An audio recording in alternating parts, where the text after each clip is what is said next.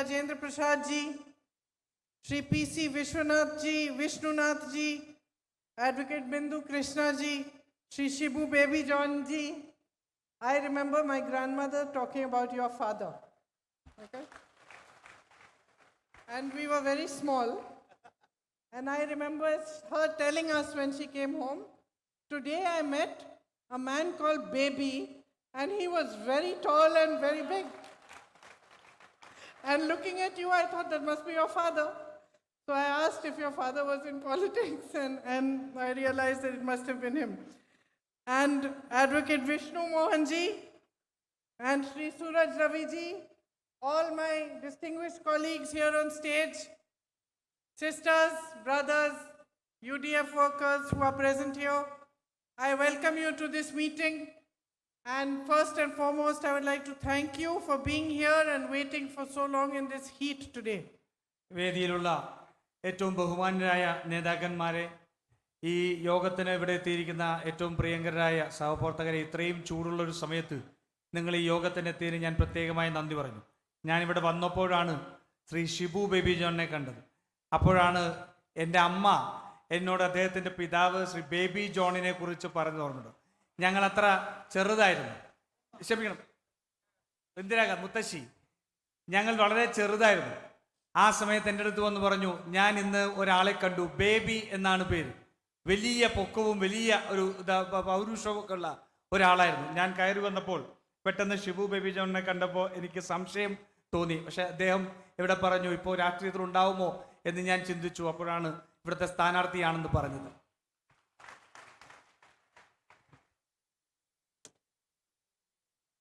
So I was saying in the meeting which I attended just before this one, that whenever I come here to Kerala, I feel happy.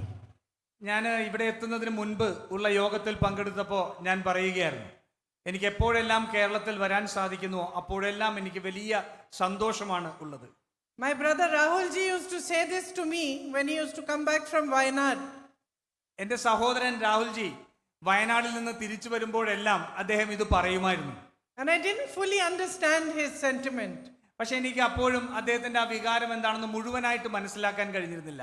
But now that I have been MP from Wayanad for the last 1 year, a little bit more, I completely understand and share what he feels. പക്ഷെ ഞാനിപ്പോൾ 1 വർഷവും അതിൽ അല്പം അധികവുമായി വയനാട്ടിൽ നിന്നുള്ള MP ആയതിനു ശേഷം അദ്ദേഹം പറഞ്ഞത് എന്താണെന്ന് എനിക്ക് വളരെ കൃത്യമായിട്ട് ഇപ്പോൾ മനസ്സിലാവുന്നുണ്ട്.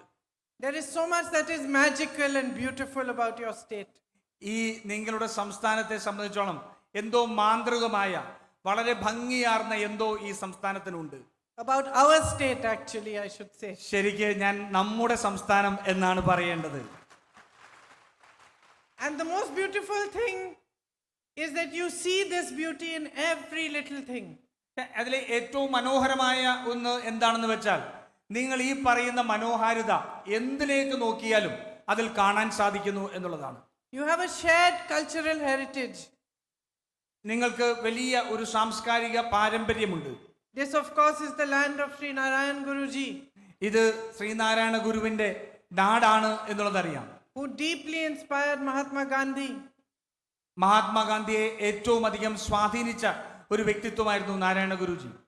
And who instilled in this land, in your social fabric, the ideas of equality, of brotherhood, of friendship. ഈ നാട്ടിൽ ഇന്നും സൗഹാർദ്ദത്തിന്റെയും സാഹോദര്യത്തിന്റെയും സന്ദേശം നൽകുന്നത് അദ്ദേഹത്തിന്റെ നേതൃത്വമായിരുന്നു. It is your state in which people of every religion have lived for centuries together peacefully in love and in friendship. നമ്മളുടെ ഈ നാട്ടിലാണ് ആയിരക്കണക്കിന് വർഷങ്ങളായിട്ട് നമ്മുടെ ജനങ്ങൾ പരസ്പരം മതത്തിന്റെയും എല്ലാം അപ്പുറത്ത് ഒരുമിച്ച് സൗഹാർദ്ദത്തോടു കൂടി ജീവിച്ചിരുന്നത്. You are blessed with richness of nature, of culture, with the sea. നമ്മൾ ഈ നാട്ടിലെ കടലിന്റെ അതുപോലെ തന്നെ നമ്മുടെ പ്രകൃതിയുടെ നമ്മുടെ സംസ്കാരത്തിന്റെ എല്ലാം വലിയ ഒരു പാരമ്പര്യം പേറുന്നവരാണ്. With the teachings of great revolutionary teachers and religious masters.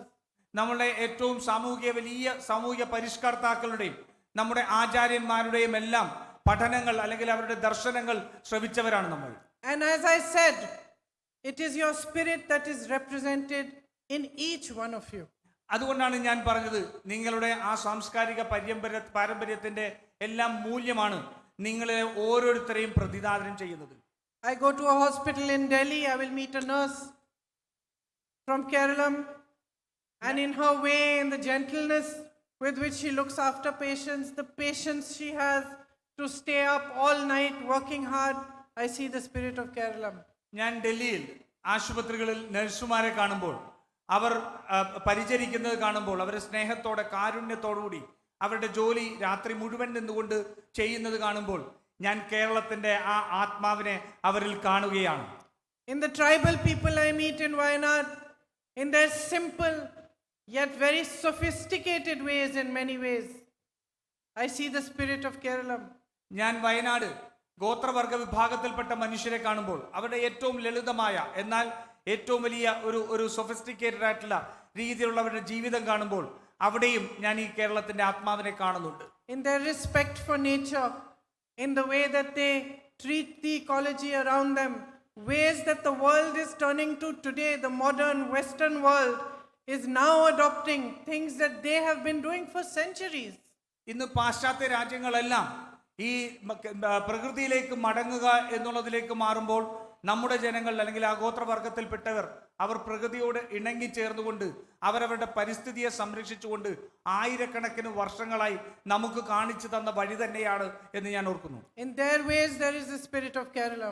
അവരുടെ വഴികളിലും ആ കേരളത്തിന്റെ ആത്മാവിനെ നമുക്ക് കാണാൻ സാധിക്കും. In the hundreds of educational institutions and the Islamic Muslim charity foundations that they are doing so much good work for young children and young people, I see the spirit of Kerala. ഞാൻ മുസ്ലിം സംഘടനകളും മറ്റെല്ലാവരും നടത്തുന്ന ജീവകാരുണ്യ പ്രവർത്തനങ്ങൾ, ഒട്ടേറെ സ്ഥാപനങ്ങളിലൂടെ അവർ നടത്തുന്ന പ്രവർത്തനങ്ങൾ അത് കാണുമ്പോഴും ഞാൻ അതേ കേരളത്തിന്റെ ആത്മാവിനെ ഞാൻ അവരിൽ ദർശിക്കുകയാണ്. In the pride of the beautiful temples, in the Tayyam, I see your spirit. നിങ്ങളുടെ അമ്പലത്തിലുള്ള തെയ്യം പോലെയുള്ള ഏറ്റവും പ്രൗഢഗംഭീരമായ കലകൾ കാണുമ്പോൾ അതിലും കേരളത്തെ ദർശിക്കുകയാണ്.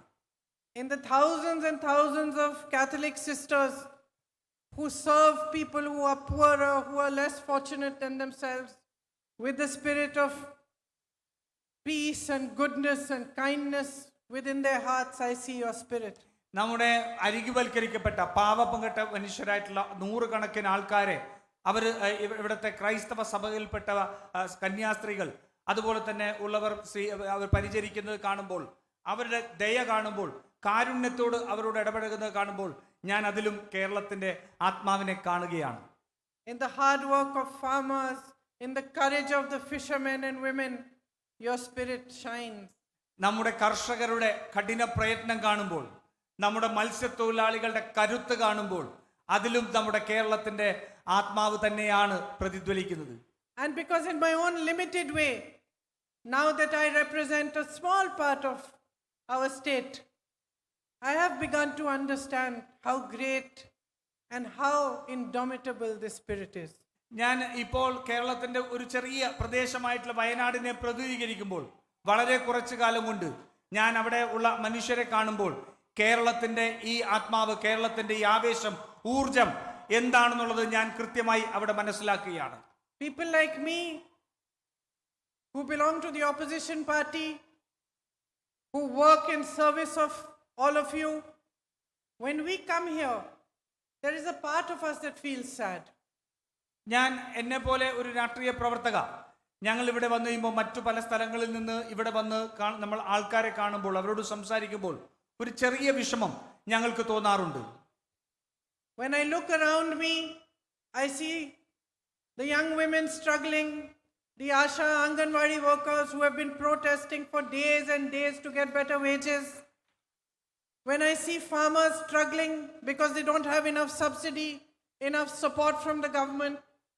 When in my own constituency, ginger farmers come to me and say, we get better facilities in Karnataka, so we have gone and we've started growing our ginger over there. We're not growing it in Wayanad anymore. When the dairy farmers of my own constituency tell me that subsidies are not enough for them to earn enough to even make their own livelihoods, I feel sad. ഞാൻ ഇവിടെ വരുമ്പോൾ ഇവിടെയുള്ള പാവപ്പെട്ട നമ്മുടെ ചെറുപ്പക്കാർ അവർക്ക് അവസരങ്ങളില്ലാതെ അവർ പരാതികൾ പറയുമ്പോൾ, അതുപോലെ തന്നെ ഇവിടുത്തെ മനുഷ്യർ ഭരണത്തിൻ്റെ ഇതിൽ വേദന അനുഭവിക്കുമ്പോൾ, എൻ്റെ നിയോജക മണ്ഡലമായ വയനാട് അവിടുത്തെ ഇഞ്ചി കർഷകർ എന്നോട് വന്നിട്ട് അവരുടെ പരിദേവനങ്ങൾ പറയുമ്പോൾ, അവർക്ക് കേരളത്തിൽ ലഭിക്കുന്ന സൗകര്യങ്ങളെക്കാൾ കൂടുതൽ സൗകര്യങ്ങൾ അയൽ സംസ്ഥാനമായ കർണാടകത്തിൽ ലഭിക്കുന്നുവെന്ന് പറയുമ്പോൾ, ആ വയനാട്ടിലെ സാധാരണക്കാരായ മനുഷ്യർ അവർക്ക് ലഭിക്കേണ്ട അവകാശങ്ങൾ നിഷേധിക്കപ്പെടുന്നു എന്ന് പറയുമ്പോൾ എനിക്ക് വിഷമം തോന്നാറുണ്ട്.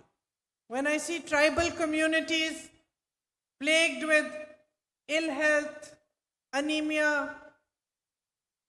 alcoholism, I feel sad that the government has not been able to provide enough opportunity, enough education, and enough emancipation for them to be able to earn a living.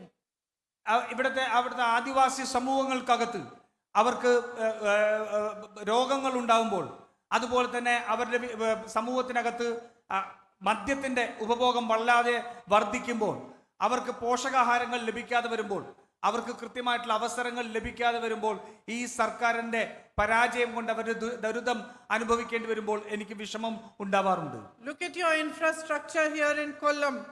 It's crumbling. You have a bridge here, which is also named the bridge to nowhere. It's a symbol of the corruption of the state government. നിങ്ങൾ ഈ കൊല്ലത്ത് തന്നെയുള്ള അടിസ്ഥാന വികസനത്തെ സംബന്ധിച്ച് നോക്കുക. ഇവിടെ തൊട്ടടുത്ത് ഒരു പാലമുണ്ട്. ആ പാലം ഇപ്പോൾ തകർന്നു വീഴാറായിരിക്കുകയാണ്. ഇവിടത്തെ അടിസ്ഥാന സൗകര്യ വികസനത്തിൽ എത്രമാത്രം അഴിമതിയുടെ ഭാഗമായിട്ട് നമ്മൾക്ക് പ്രശ്നങ്ങൾ ഉണ്ടാവുന്നു എന്നുള്ളത് നിങ്ങൾ കാണുക. The NH66 in Kottayam collapsed. That is the status of the infrastructure here. ഇവിടെ ഇവിടെ ഉണ്ടായിരുന്ന The NH66 collapsed. കോട്ടയത്ത് ഉള്ള NH66, നമ്മുടെ കാസർഗോഡ് നിന്ന് നടക്കുന്ന NH66, ആ ദേശീയ പാത പലയിടത്തും തകർന്നു വീണു. ഇതെല്ലാം അഴിമതിയുടെ ഭാഗമായിട്ട് ഉണ്ടായിരിക്കുന്നതാണ്. You have beautiful beaches. I flew over some of them. I sent pictures to my daughter who loves the sea. But you don't have enough tourism opportunities. നമ്മുടെ വളരെ ഭംഗിയുള്ള കടലുകളുണ്ട്. എൻ്റെ മകൾക്ക് ഞാൻ പലപ്പോഴും ആ കടലുകളുടെ അവിടുത്തെ തീരങ്ങളിൽ നിന്നുള്ള ചിത്രങ്ങൾ എടുത്ത് അയക്കാറുണ്ട്. പക്ഷേ അതൊന്നും ടൂറിസം വികസനത്തിന് വേണ്ടി ഉപയോഗിക്കപ്പെടുന്നില്ല. You have Monroe Island. Again, the tourism potential of that island has not been exploited at all. നമുക്ക് ഇവിടെ മൺട്രോ ഐലൻഡ് ഉണ്ട്, ദ്വീപുണ്ട്. അവിടുത്തെ ടൂറിസത്തിന്റെ സാധ്യതകൾ ഒട്ടേറെയാണ്. പക്ഷേ അതൊന്നും ഇവിടുത്തെ സർക്കാർ അത് ഉപയോഗിക്കുന്നില്ല എന്നുള്ളത് നിൽക്കുന്നു. Instead, the government takes decisions like permitting deep sea mining that threaten your whole ecosystem. പക്ഷേ സർക്കാർ എടുക്കുന്ന തീരുമാനങ്ങൾ എന്താണ്? ഏറ്റവും ആഴക്കടൽ ഖനനം ഉൾപ്പെടെ ഈ നാട്ടിലെ മുഴുവൻ പ്രകൃതിയെയും ദുരന്തമാക്കുന്ന തീരുമാനങ്ങളാണ് സർക്കാർ എടുക്കുന്നത്. Today, fuel prices are rising every single day. ഇന്ന് ഇന്ധനവില എല്ലാ ദിവസവും എന്നോണം വർദ്ധിച്ചുകൊണ്ടിരിക്കുകയാണ്. Fishermen, fisherwomen are struggling. They cannot make ends meet. You don't need me to come from Delhi to tell you this. You already know it better than I do. നമ്മുടെ മത്സ്യത്തൊഴിലാളികൾ അവരുടെ ജീവിത ചെലവ്, അവരുടെ പ്രവർത്തന ചെലവ് വല്ലാതെ കൂടി അവർക്ക് രണ്ടറ്റം മുട്ടിക്കാൻ കഴിയാത്ത അവസ്ഥയാണ്. ഞാനിത് ഇവിടെ വന്ന് പറയേണ്ട കാര്യമില്ല, നിങ്ങൾക്ക് എല്ലാവർക്കും അറിയാവുന്ന കാര്യങ്ങളാണ്. You had a thriving cashew industry, a thriving coir industry, both of which have completely gone down in the last years. നമുക്ക് ഇവിടെ ഏറ്റവും നല്ല രീതിയിൽ നടന്നിരുന്ന ഇവിടുത്തെ കശുവണ്ടി തൊഴിലാളികൾ ഉണ്ടായിരുന്നു, അതുപോലെ തന്നെ കയർ മേഖല ഉണ്ടായിരുന്നു. പക്ഷെ അത് രണ്ടും ഇന്ന് തകർന്നു കിടക്കുന്ന അവസ്ഥയിലാണ്. Recently, when I had gone to the Middle East, I noticed that probably over 50% of the people working in the airport in Dubai were from Kerala. ഞാൻ ഈ അടുത്ത് മിഡിൽ ഈസ്റ്റിൽ പോയിരുന്നു. അവിടെ പോയപ്പോൾ ഞാൻ പല സ്ഥലത്തും നോക്കിയപ്പോൾ, അവിടുത്തെ ദുബായ് എയർപോർട്ടിൽ പോയിരുന്നു. അവിടെ എല്ലാം ചെന്നിരുന്നപ്പോൾ 50% മേലെ ആൾക്കാർ അവിടെ ജോലി ചെയ്യുന്നവർ കേരളത്തിൽ നിന്നാണ്. And they welcomed me very kindly, each one of them helping in whichever way that they could. And made me feel like I was back home. ഞാൻ അവിടെ ചെന്നപ്പോൾ അവരെല്ലാം വന്ന് എന്നെ സഹായിച്ചു. അവർക്ക് എല്ലാവർക്കും ഓരോരുത്തർക്കും കഴിയാവുന്ന രീതിയിൽ എന്നെ സഹായിച്ചു. എനിക്ക് പെട്ടെന്ന് തിരിച്ച് എൻ്റെ കുടുംബത്തിലേക്ക് എത്തിയതുപോലെയാണ് തോന്നിയത്. But when this war broke out in the Middle East, they are the first people I thought of. I wondered, what are they going to do? These millions of people who are now stuck in the Middle East, being bombed from the skies every day. പക്ഷേ ഞാൻ ഇപ്പോൾ ഈ യുദ്ധം പൊട്ടിപ്പുറപ്പെട്ടപ്പോൾ ഞാൻ ആദ്യം ചിന്തിച്ചത് ഈ മധ്യപൂർവേഷ്യ രാജ്യത്തുള്ള നമ്മുടെ സഹോദരങ്ങളെ കുറിച്ചാണ്. അവിടെ യുദ്ധം നടക്കുമ്പോൾ എല്ലാ ദിവസവും എന്ന രീതിയിൽ ബോംബുകൾ വർഷിക്കപ്പെടുമ്പോൾ നമ്മുടെ പാവപ്പെട്ട അവിടുത്തെ സഹോദരങ്ങൾ എങ്ങനെയാണ് ജീവിക്കുന്നത് എന്നുള്ളതിനെ സംബന്ധിച്ചാണ് ഞാൻ ചിന്തിച്ചത്. അവർ അവിടെ കുടുങ്ങിക്കിടക്കുകയാണ്. I thought about their families, how worried they must be. We are all mothers, my sister sitting here. We always all worry about our children. Our children are going for a short drive. We get worried that I hope they reach safely. And here, thousands and thousands of mothers will be worrying every day that their children are stuck in the Middle East and the government has no significant plan for their safety and security. നമ്മുടെ അമ്മമാരും സഹോദരിമാരും എല്ലാം ഇവിടെ ഇരിപ്പുണ്ട്. ഞാൻ പലപ്പോഴും അവരെ കുറിച്ചാണ് ചിന്തിക്കുന്നത്. നമ്മുടെ മക്കൾ പുറത്തേക്ക് പോയാൽ അവർക്ക് എന്താണ് സംഭവിക്കുന്നതിനെ സംബന്ധിച്ച് നമുക്ക് ആകുലതകൾ ഉണ്ടാവും. നമ്മുടെ കുട്ടികൾ ഇന്ന് അവിടെ നിൽക്കുമ്പോൾ സർക്കാരിന്റെ കൃത്യമായ ഇടപെടലില്ലാതെ അവർക്ക് ആശ്വാസം നൽകുന്നതിന് വേണ്ടിയുള്ള ഇടപെടലുകൾ ഇല്ലാതെയാവുമ്പോൾ അവരെങ്ങനെയാണ് എത്രമാത്രം ആശങ്കാകുലരായിരിക്കും എന്ന് ഞാൻ ചിന്തിക്കാറുണ്ട്. Now things are going to become more difficult. With the crisis in the Middle East, firstly, many of you have brothers, sisters, relatives, sons, daughters stuck there.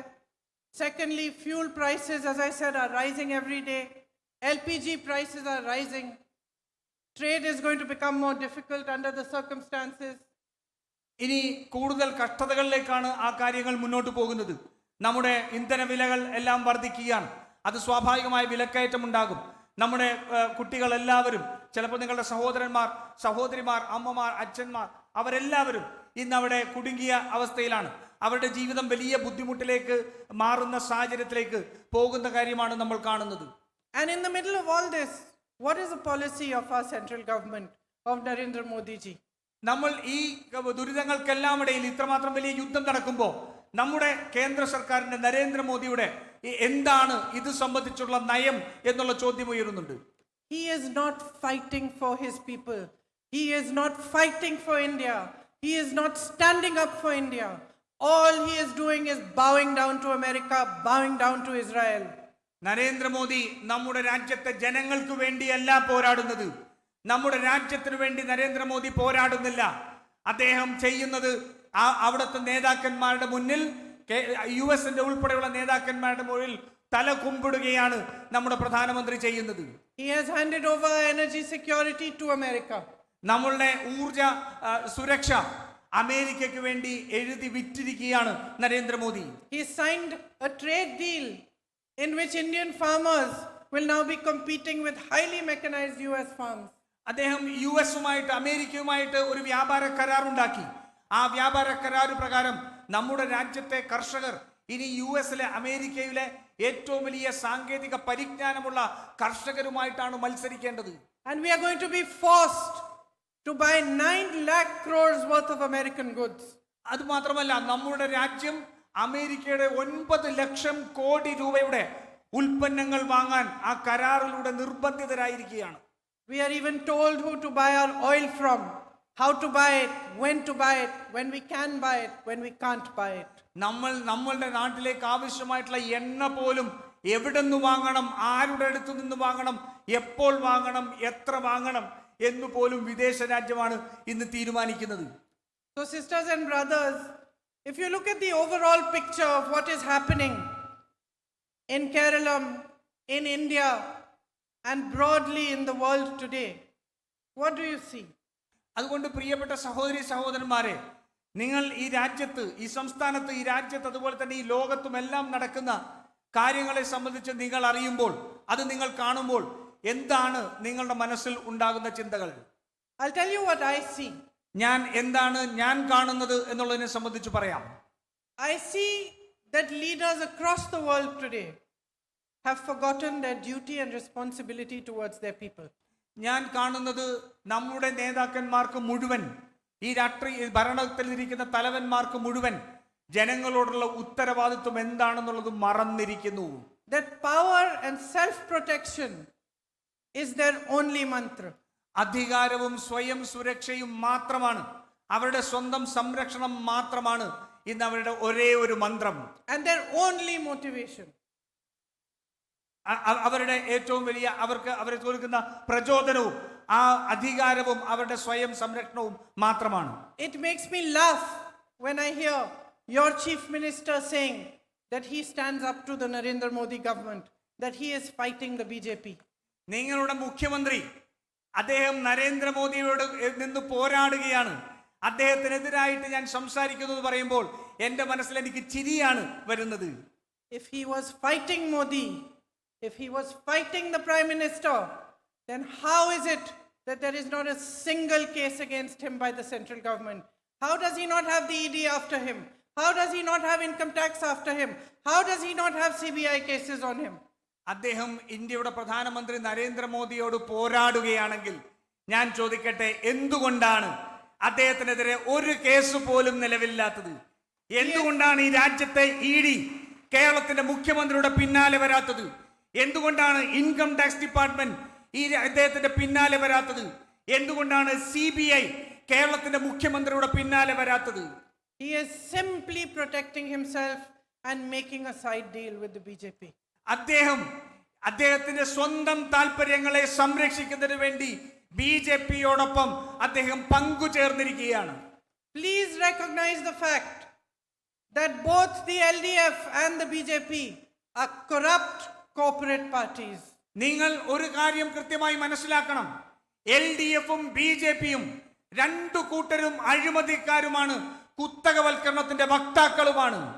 The Chief Minister of Kerala is compromised, and to protect himself he makes deals with Modi ji. കേരളത്തിന്റെ മുഖ്യമന്ത്രി പിണറായി വിജയൻ ഇന്ന് നരേന്ദ്രമോദിയുടെ BJPയോടൊപ്പം അദ്ദേഹത്തിന് ഡീലുകൾ ഉണ്ടാക്കാൻ, ധാരണകൾ ഉണ്ടാക്കാൻ വേണ്ടി അദ്ദേഹത്തിന് ഇന്ന് കീഴടങ്ങിയിരിക്കുകയാണ്. And Modi ji himself is compromised. That is why he bows down to Mr. Trump. Narendra Modi തന്നെ ഇന്ന് കീഴടങ്ങിയ അവസ്ഥയിലാണ്. അതുകൊണ്ടാണ് അദ്ദേഹം ഡൊണാൾഡ് ട്രംപിന്റെ മുന്നിൽ ഇന്ന് കുമ്പിട്ട് നിൽക്കേണ്ട സാഹചര്യം ഉണ്ടായിരിക്കുന്നത്. And who is paying for all this? You are paying for all this. അതിന്റെ എല്ലാം വില നികത്തേണ്ടി വരുന്നത് ആരാണ്? അതിനെല്ലാം വില കൊടുക്കേണ്ടി വരുന്നത് നമ്മളെ പോലുള്ള സാധാരണ ജനങ്ങളാണ്. You are paying by having to struggle against price rise, against rampant unemployment. You work hard to educate your children. You have the most educated children in the whole country, yet they cannot get jobs because job creation has not been done here in the last 10 years. നമ്മളുടെ കുട്ടികളെ വളർത്തുന്നതിന് വേണ്ടി ഏറ്റവും നല്ല വിദ്യാഭ്യാസ രംഗമുള്ള ഈ ഇവിടുത്തെ സംസ്ഥാനത്ത് നമ്മളെ കുട്ടികളെ വളർത്തുന്നതിന് വേണ്ടി നമ്മൾ കഠിന പ്രയത്നം ചെയ്യുകയാണ്. നമ്മൾ ഇവിടുത്തെ വിലക്കയറ്റത്തിൽ നമ്മൾ രണ്ടറ്റം കൂട്ടിമുട്ടിക്കുന്നതിന് വേണ്ടി നമ്മൾ കഠിന പ്രയത്നം ചെയ്യുകയാണ്. ഇത്രയും വലിയ കഠിന പ്രയത്നം നമ്മൾ ചെയ്യുന്ന ഒരു സാഹചര്യത്തിലൂടെയാണ് കടന്നു പോകുന്നത്. What I see is selfish and self-serving politics. And what I beg of you and appeal to you is that you should open your eyes, awaken to the fact that you need a new kind of politics, a new kind of governance in your state today. ഞാൻ കാണുന്നത് അഴിമതിയിലും കുത്തകവൽക്കരണത്തിലും മുങ്ങി നിൽക്കുന്ന നമ്മുടെ ഭരണത്തലവന്മാരെയാണ് ഞാൻ കാണുന്നത്. അതുകൊണ്ട് നിങ്ങൾ കണ്ണു തുറക്കേണ്ടത് ഈ ഇത്തരത്തിലുള്ള LDFന്റെയും BJPയുടെയും ഈ നേതാക്കന്മാരെ, ഈ രാഷ്ട്രീയത്തെ ഇല്ലാതെയാക്കുന്നതിന് വേണ്ടി നിങ്ങൾ തീരുമാനമെടുക്കുക എന്നുള്ളതാണ്. It is your right to educate your children. It is your right to get jobs. It is the right of the Anganwadi and the Asha workers to get better wages. നിങ്ങളുടെ അവകാശമാണ് നിങ്ങളുടെ കുട്ടികളെ പഠിപ്പിക്കുക എന്നുള്ളത്. നിങ്ങൾക്ക് അർഹമായ വേതനം ലഭിക്കുക എന്നുള്ളത് നിങ്ങളുടെ അവകാശമാണ്. നമ്മുടെ അംഗനവാടി പ്രവർത്തകർക്കും അതുപോലെ തന്നെ ആശാ വർക്കർമാർക്കും അർഹിക്കുന്ന വേതനം ലഭിക്കുക എന്നുള്ളത് നിങ്ങളുടെ അവകാശമാണ്. It is your right to have a government in place that understands its responsibility and its duty towards you and serves you first and foremost before serving itself. നിങ്ങളുടെ കാര്യങ്ങൾ ശ്രദ്ധിക്കുന്നതിന് വേണ്ടി, നിങ്ങൾക്ക് വേണ്ടിയുള്ള കാര്യങ്ങൾ നടത്തി തരുന്നതിന് വേണ്ടി ഒരു ഉത്തരവാദിത്തപ്പെട്ട ഗവൺമെന്റ് കേരളത്തിൽ ഉണ്ടാവുക എന്നുള്ളത് നമ്മുടെ എല്ലാം ഉത്തരവാദിത്തമാണ്. മറ്റുള്ള പരിഗണനകളെ എല്ലാം മാറ്റിവെച്ച് ജനങ്ങളുടെ ക്ഷേമത്തിന് വേണ്ടി പ്രവർത്തിക്കുന്ന ഒരു ഗവൺമെന്റ് ഉണ്ടാവേണ്ടത് നമ്മുടെ ഉത്തരവാദിത്തമാണ്. This is a state which probably has more potential than any other in our country. ഒരുപക്ഷേ രാജ്യത്ത് മറ്റൊരു സംസ്ഥാനത്തെക്കാൾ കൂടുതൽ ഏറ്റവും സാധ്യതയുള്ള ഒരു സംസ്ഥാനമാണ് നമ്മുടെ സംസ്ഥാനം Keralam. A state whose greatest asset is its people. ഒരു സംസ്ഥാനം അവരുടെ ഏറ്റവും വലിയ ആസ്തി എന്ന് പറയുന്നത്, ഏറ്റവും വലിയ അഡ്വാൻറ്റേജ് എന്ന് പറയുന്നത് ആ സംസ്ഥാനത്തെ ജനങ്ങൾ തന്നെയാണ്. അതാണ് Keralam. Each one of you has the potential to make Kerala great. നിങ്ങൾക്ക് ഓരോരുത്തർക്കും ഈ കേരളത്തെ ഏറ്റവും വലിയ ഉന്നതികളിലേക്ക് നയിക്കാൻ കഴിയുന്ന എല്ലാ സാധ്യതകളും നിങ്ങളിലുണ്ട്. And now each one of you have the opportunity to bring about this change. ഈ നാട്ടിൽ ഒരു മാറ്റം കൊണ്ടുവരുന്നതിനുള്ള അവസരമാണ് നിങ്ങൾക്കുള്ളത് ഇപ്പോൾ. The UDF Congress Party have some guarantees that we want to fulfill when we come into government. UDF Congress കേരളത്തിൽ അധികാരത്തിലേക്ക് വരുമ്പോൾ നമ്മൾ നിർവഹിക്കാൻ പോകുന്ന, നമ്മൾ നടപ്പിലാക്കാൻ പോകുന്ന കുറച്ച് ഗ്യാരണ്ടികൾ നമ്മൾ പറഞ്ഞിട്ടുണ്ട്. There are 5 main such guarantees. 5 ഏറ്റവും പ്രധാനപ്പെട്ട അത്തരത്തിലുള്ള ഗ്യാരണ്ടികൾ നമ്മൾ പ്രഖ്യാപിച്ചിട്ടുണ്ട്. The first, which we have done in states like Karnataka, where the Congress government is in place, is free bus travel for all our sisters. അതിൽ ആദ്യത്തേത് നമ്മൾ കർണാടകത്തിൽ ഉൾപ്പെടെ കോൺഗ്രസ് ഗവൺമെന്റ് നടപ്പിലാക്കിയ ഒരു ഗ്യാരണ്ടി, കേരളത്തിലെ എല്ലാ സ്ത്രീകൾക്കും സംസ്ഥാനത്തിന്റെ KSRTC ബസ്സുകളിൽ സൗജന്യമായ യാത്ര. The second is 1,000 rupees of financial assistance to all college going girls every month. അതുപോലെ തന്നെ രണ്ടാമത്തെ ഗ്യാരണ്ടി, നമ്മുടെ പെൺകുട്ടികൾ, കോളേജ് വിദ്യാർത്ഥികൾക്കുള്ള പെൺകുട്ടികൾക്ക് അവരുടെ ചിലവുകൾക്ക് വേണ്ടി ഒരു മാസം 1000 രൂപ അവർക്ക് നൽകുന്നതാണ്. The third is a 3,000 rupee welfare pension for the elderly and the vulnerable. നമ്മുടെ മൂന്നാമത്തെ ഗ്യാരണ്ടി, നമ്മുടെ നാട്ടിലെ ഏറ്റവും വയോധികരായിട്ടുള്ള നമ്മുടെ സീനിയർ പുരുഷന്മാർക്ക്, സിറ്റിസൺസിന്, അവർക്ക് 3000 രൂപയുടെ സാമൂഹിക സുരക്ഷാ പെൻഷനായി നമ്മൾ ഉയർത്തും. The fourth is a 25 lakh rupee healthcare cover, an insurance cover for every single household. Which means that if any member of your family gets any disease, is unwell, whether it is cancer, whether it is heart disease, whether they require surgery, as long as it is less than 25 lakh rupees, the government will foot the bill and it will be free for you. നാലാമത്തെ നമ്മുടെ guarantee, ഒരു കുടുംബത്തിന് 25 ലക്ഷം രൂപയുടെ സമഗ്ര ആരോഗ്യ insurance. ആ കുടുംബത്തിൽപ്പെട്ട ആർക്കെങ്കിലും ക്യാൻസറോ ഹൃദയരോഗമോ ഉൾപ്പെടെയുള്ള ചികിത്സയ്ക്ക് ആവശ്യമുണ്ടെങ്കിൽ 25 ലക്ഷം രൂപ വരെ വരുന്ന ചികിത്സ, ആ ചികിത്സ ഈ ഇൻഷുറൻസോടുകൂടി അവർക്ക് സംരക്ഷണം ലഭിക്കും. Again, this is something that the Congress government did very successfully in Rajasthan. ഇത് നമ്മൾ രാജസ്ഥാനിൽ നമ്മൾ വിജയകരമായി നടപ്പിലാക്കിയ ഒരു നയമാണ് ഈ ആരോഗ്യ insurance. The fifth guarantee is that if you are a young man or woman who wants to open a small business of your own, you will be given 5 lakh rupees interest-free loan by the government so that you can start that business. നമ്മളുടെ അഞ്ചാമത്തെ guarantee, നമ്മുടെ ഏതെങ്കിലും യുവാക്കൾക്ക്, യുവതികൾക്ക് ഈ നാട്ടിൽ ഒരു സ്വയം സ്ഥാപനം ആരംഭിക്കണമെങ്കിൽ അതിനു വേണ്ടിയിട്ട് അവർക്ക് 5 ലക്ഷം രൂപയുടെ പലിശരഹിത വായ്പ അവർക്ക് ലഭ്യമാക്കുന്നതാണ്. And even more importantly, one last thing that we want to do is that we want to create a ministry for senior citizens in which all the needs of those above a certain age are taken care of. അതുപോലെ തന്നെ നമ്മൾ മറ്റൊരു guarantee നമ്മൾ മുന്നോട്ട് വെക്കുന്നത്, നമ്മുടെ മുതിർന്ന പൗരന്മാർക്ക് അവരുടെ ഏത് ആവശ്യത്തെക്കുറിച്ചും ആവശ്യവും ശ്രദ്ധിക്കുന്നതിന് വേണ്ടി, നടപ്പിലാക്കുന്നതിന് വേണ്ടി ആ മുതിർന്ന പൗരന്മാർക്ക് വേണ്ടി പ്രത്യേകമായ ഒരു വകുപ്പ് രൂപീകരിക്കും എന്നുള്ളതാണ്. But most importantly, we want to give you the hope for a better future. അതിൽ ഏറ്റവും പ്രധാനം, നിങ്ങൾക്ക് നിങ്ങളുടെ വലിയ ഒരു പുതിയ ഒരു ഭാവിക്ക് വേണ്ടി, ഒരു നല്ല ഭാവിക്ക് വേണ്ടി നിങ്ങൾ പ്രയത്നിക്കേണ്ടതായിട്ടുണ്ട്. We want to be able to give you the opportunity to look at your young children, young men and women who you have struggled to educate, and to see ahead of them a bright and strong future career here in Kerala itself. നിങ്ങൾക്ക് നിങ്ങളുടെ കുട്ടികൾക്ക് വേണ്ടി, നിങ്ങളുടെ കുട്ടികളെ വിദ്യാഭ്യാസം കൊടുക്കുന്നതിന് വേണ്ടി, അവരെ വളർത്തി വലുതാക്കുമ്പോൾ അവർക്ക് അവസരങ്ങൾ ലഭിക്കുന്ന ഒരു നാടായി കേരളത്തെ നമുക്ക് മാറ്റേണ്ടതായിട്ടുണ്ട്. അതാണ് നമ്മളുടെ ഏറ്റവും വലിയ ഒരു പ്രതീക്ഷ. I think that it has been a long time now that you have seen a politics and a governance in your state which has not worked honestly and dedicatedly towards you. എനിക്ക് തോന്നുന്നു ഒരു വലിയ കാലം നമ്മളുടെ കഴിഞ്ഞു പോയി. ഒരു government, ഒരു സർക്കാർ നാട്ടിലെ ജനങ്ങൾക്ക് വേണ്ടി പ്രവർത്തിക്കാത്ത, അവർക്ക് വേണ്ടി ചിന്തിക്കാത്ത ഒരു കാലമാണ് കഴിഞ്ഞ 10 വർഷക്കാലം കേരളത്തിൽ കടന്നുപോയത്.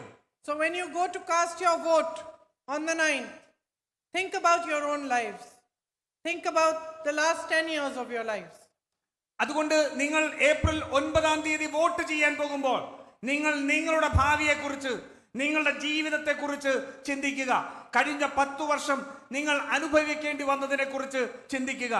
Ask yourselves the question, has my life improved in the last 10 years? നിങ്ങൾ നിങ്ങളോട് തന്നെ ഒരു ചോദ്യം ചോദിക്കുക.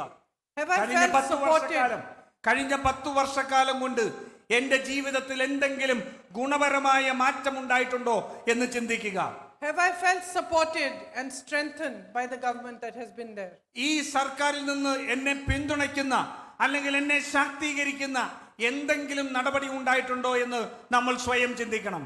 Have the people in power listened to my struggles? Have they understood my life? ഈ ഭരണത്തിലിരിക്കുന്നവർ ഞങ്ങളുടെ ജീവിതത്തെക്കുറിച്ച് എന്തെങ്കിലും മനസ്സിലാക്കിയിട്ടുണ്ടോ? നമ്മളുടെ പോരാട്ടത്തിന്റെ വേദന അവർ കേട്ടിട്ടുണ്ടോ? ആ ശബ്ദം അവർ കേട്ടിട്ടുണ്ടോ എന്ന് നമ്മൾ സ്വയം ചിന്തിക്കണം. And with these questions in your mind, the answer will be very clear. ഈ ചോദ്യങ്ങൾ നിങ്ങളുടെ മനസ്സിലുണ്ടെങ്കിൽ അതിന്റെ ഉത്തരം വളരെ സ്പഷ്ടവും ബോധ്യവുമുള്ളതായിരിക്കും. This is a time for you to vote for the UDF to bring about a change in Kerala. ഈ കേരളത്തിൽ ഒരു മാറ്റം ഉണ്ടാക്കുന്നതിന് വേണ്ടി UDF വേണ്ടി വോട്ട് ചെയ്യുന്നതിന് വേണ്ടിയിട്ടുള്ള ഒരു മാറ്റമായിരിക്കും അത്. To bring about a government in your state that is answerable to you, that feels responsible to you, and that works first and foremost to fulfill your needs. ഈ നാട്ടിൽ നിങ്ങളുടെ ചോദ്യങ്ങൾക്ക് ഉത്തരങ്ങളുള്ള, അതുപോലെ തന്നെ നിങ്ങളെക്കുറിച്ച് ചിന്തിക്കുന്ന, നിങ്ങളുടെ ജീവിതത്തിൽ മാറ്റമുണ്ടാക്കാൻ കഴിയുന്ന ആ ഉത്തരവാദിത്തമുള്ള ഒരു സർക്കാരാണ് വേണ്ടത് എന്നുള്ളത് നമ്മൾ ചിന്തിക്കണം. I am convinced that our 5 candidates here, Shri P.C. Vishnunath, who I know well because he works in Delhi in the AICC as well. Please stand up. ഇവിടെ ഇന്ന് 5 സ്ഥാനാർത്ഥികൾ Advocate Bindu ഇവിടെയുണ്ട്. Krishna, Shri Shibu Baby John ji, Advocate Vishnu Mohan ji, Shri Suraj Ravi ji. I am confident that all 5 of them will work with honesty and dedication to fulfill your needs and to help you have a better future. നമ്മുടെ 5 സ്ഥാനാർത്ഥികൾ ഇന്നിവിടെയുണ്ട്. PC Vishnunath, എനിക്ക് അദ്ദേഹത്തെ നേരത്തെ തന്നെ അറിയാം. അദ്ദേഹം ഡൽഹിയിൽ ഉൾപ്പെടെ സംഘടനാ ചുമതലയിൽ പ്രവർത്തിച്ചിട്ടുള്ള ആളാണ്. അതുപോലെ തന്നെ ശ്രീ ഷിബു ബേബി ജോൺ, അഡ്വക്കേറ്റ് ബിന്ദു കൃഷ്ണ, ശ്രീ വിഷ്ണു മോഹൻ, ശ്രീ സൂരജ് രവി, ഈ 5 പേരും ജനങ്ങളോട് ഉത്തരവാദിത്തമുള്ള ഒരു രാഷ്ട്രീയത്തിന്റെ വക്താക്കളായിരിക്കും. ജനങ്ങൾക്ക് വേണ്ടി പ്രവർത്തിക്കാൻ അവരുണ്ടാകും എന്നെനിക്ക് ഉറപ്പുണ്ട്. Please give them your full support. And it is Easter on Sunday, so I wish all of you from my heart a very, very happy Easter and a happy and fulfilling celebration. Thank you very much for listening to me and for coming here today. Jai Hind. നിങ്ങൾ ഈ 5 സ്ഥാനാർത്ഥികൾക്കും നിങ്ങളുടെ പിന്തുണ കൊടുക്കണം. ഈ വരുന്ന ഞായറാഴ്ച Easter ആണ്, പ്രത്യാശയുടെ ദിനങ്ങളാണ്. ആ ഈസ്റ്റർ ദിനത്തിന്റെ എല്ലാ ആശംസകളും ഞാൻ നിങ്ങൾക്ക് നേരുകയാണ്. ഒരിക്കൽ കൂടി നിങ്ങൾ എല്ലാവരും ഇവിടെ എത്തിയതിനുള്ള നന്ദി പ്രകാശിപ്പിച്ചുകൊണ്ട് ഞാൻ നിർത്തുന്നു. ജയ് ഹിന്ദ്.